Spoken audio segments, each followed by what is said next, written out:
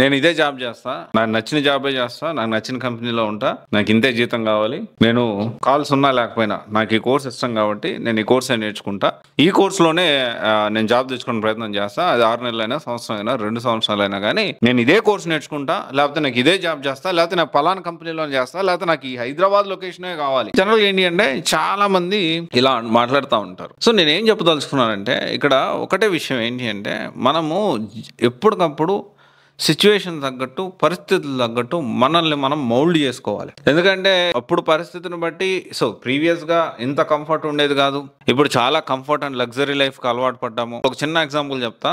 కనీసం ఒక 10-15 నెంబర్లన్నా, లేకపోతే 20 ఫోన్ నెంబర్స్ అన్నా గుర్తుపెట్టుకునే వాళ్ళు. కానీ ఇప్పుడు అవసరం లేదు. ఒక 1000 నెంబర్లు అయినా కానీ మన ఫోన్లో సేవ్ అయిపోతుంటే ఒకవేళ దాంట్లో మిస్ అయినా మళ్ళీ ఇంకొక ఫోన్లో మనము ఇదే అక్కడ ట్రాన్స్ఫర్ చేసుకోవడానికి అవకాశం ఉంటుంది. సో ఇక్కడ ఏంటి కంఫర్ట్ అంటే అవసరం లేదు. ప్రజెంట్ అప్పుడు పరిస్థితి తగ్గట్టు అప్పుడు నేర్చుకున్నాడు, ఇప్పుడు అవసరం లేదు కాబట్టి దాని గురించి మనం ఆలోచించట్లేదు. ఇప్పుడు ఎంతమంది హార్డ్లీ ఎన్ని నెంబర్స్ గుర్తుపెట్టుకుంటారు చెప్పండి? ఫోన్ నెంబర్స్ నేనైతే ఒక 3-4 గుర్తుపెట్టుకుంటా. మా పేరెంట్స్ది, వైఫ్ది, అంతే. ఒక అన్న ఉన్నాడు, ఒక 15-16 సంవత్సరాల నుంచి ఆ అన్న నెంబర్ గుర్తుపెట్టుకుంటా. సో మాక్సిమం ఒక 4 నెంబర్లు గుర్తున్నాయి నాకు ఇప్పుడు. సో ఇంక మా ఆఫీస్ నెంబర్లో కూడా మెయిన్ నెంబర్ ఒకటే గుర్తుంది నాకు, మిగతా నెంబర్స్ ఏవి నాకు గుర్తులేవు. అంటే ఇక్కడ ఏంటి, సిచ్యువేషన్ తగ్గట్టు అప్పుడు అవసరం పడింది గుర్తుపెట్టుకున్నారు, ఇప్పుడు అవసరం పడలేదు, గుర్తుపెట్టుకోవాల్సిన అవసరం లేదు కాబట్టి దాన్ని గుర్తుపెట్టుకోవట్లేదు. అది తప్పేం కాదు. ఇలాగే పరిస్థితులు తగ్గట్టు మనం మౌల్డ్ అయిపోవాలా.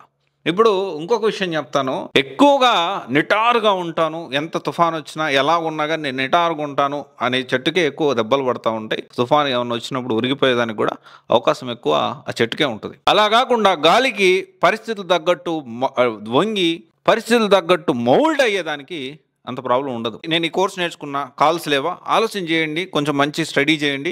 కాల్స్ లేకపోతే ఇంకో కోర్స్ నేర్చుకోండి. నాకు ఇంతే జీతం కావాలని పరిస్థితి కష్టమైన పరిస్థితి, అలా కాకుండా ముందు జాయిన్ అవ్వండి, ఆ తర్వాత మీ స్కిల్ని అప్గ్రేడ్ చేసుకొని దాన్ని బట్టి బెటర్ శాలరీకి వెళ్ళడానికి ప్రయత్నం చేయండి. చాలా ఇక్కడ ఒక విషయం ఏంటి అంటే ఏ జాబు లేకుండా ఉన్నా ఎంతో కొంత ప్రజెంట్ కెరీర్ స్టార్ట్ చేయడం మంచి విషయమే కదా. And at the same time నాకు లొకేషన్ నాకు ఇక్కడే కావాలంటే ఎట్లా వస్తుంది? ఇప్పుడు గుర్గాన్ కానీ, తర్వాత మన బెంగళూరు కంటే చెన్నై కానీ, పూణే కానీ జాబ్ ఆపర్చునిటీస్ పెరుగుతూ ఉన్నాయి. మరి అక్కడ ట్రై చేయాలి కదా. నేను ఇక్కడే ట్రై చేస్తా, లేదా హైదరాబాద్ లేదా బెంగళూరు, ఈ రెండింటిలో ట్రై చేస్తా. ట్రై చేయకపోతే జాబులు రావంటే ఎట్లా? అవసరమైతే గుర్గాను, నోయిడా సైడ్ చాలా జాబ్స్ ఉన్నాయి, వెళ్ళండి, కొన్ని రోజులు ఉండండి, కొన్ని రోజులు ఉండి జాబ్ వచ్చిన తర్వాత కొంత ఎక్స్పీరియన్స్ తెచ్చుకొని స్కిల్ అప్గ్రేడ్ చేసుకొని మళ్ళీ రండి మీకు నచ్చిన లొకేషన్కి. ఇనిషియల్గా అయితే కెరియర్ స్టార్ట్ అవుతుంది కదా. There are lot of openings in Noida and Gurgaon. ఆ తర్వాత మన చెన్నైలో కూడా చాలా జాబ్ ఆపర్చునిటీస్ ఉన్నాయి, మంచి గుడ్ కమ్యూనికేషన్ ఉంటే.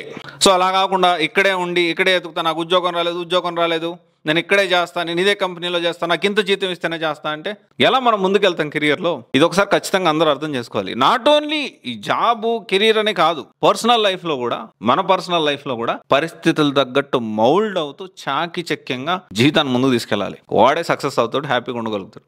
At the end of the day so ఇక్కడ 2 విషయాలు, ఒక ట్రాన్స్ఫర్మేషన్ అంటారు కదా. నేను మీకు పర్సనల్గా ఒక విషయం షేర్ చేసుకోవాలనుకుంటున్నా. సో డెఫినెట్లీ సూపర్ హ్యాపీ ఉండేది, లేకపోతే తోపు ఎవరో తెలుసా? నేను డబ్బు సంపాదన ఇంపార్టెంటే, yes of course, obviously that is very important. కానీ దానికంటే మించింది ఒకటి ఉంది, ఏంటో తెలుసా?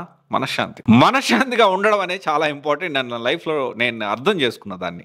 ఎవరు మనశ్శాంతిగా ఉంటారంటే ఎవరైతే సిచ్యువేషన్ తగ్గట్టు మౌల్డ్ అవుతూ, పరిస్థితిని తగ్గట్టు తను తాను మార్చుకుంటూ ఎవాల్వ్ అవుతూ వెళ్ళేవాడు ప్రశాంతంగా, మనశ్శాంతిగా, హ్యాపీగా ఉండగలుగుతాడు.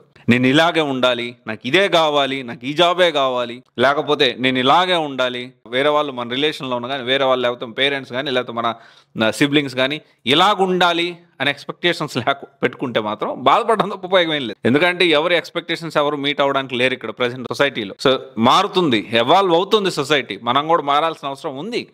ఎప్పటికప్పుడు వస్తుంది, కొత్తగా అప్డేటెడ్ టెక్నాలజీస్ వస్తున్నాయి, అప్డేటెడ్ కోర్సెస్ వస్తున్నాయి. నేను అల్లాడే ఉంటానంటే ఎట్లా? Let us be open. అల్లాడే అనేది మన నెల్లూరు రాష్ట్రంలో కామన్గా మాట్లాడే మాట. సో ఇది వెరీ ఇంపార్టెంట్ కదా. అక్కడే ఉంటా, నేను అల్లాడే ఉంటా అంటే ఎట్లా? అప్డేట్ అవ్వాలి. ఓకే, ఇది ఒకసారి ఆలోచించండి. Thank you. This is Raj signing off.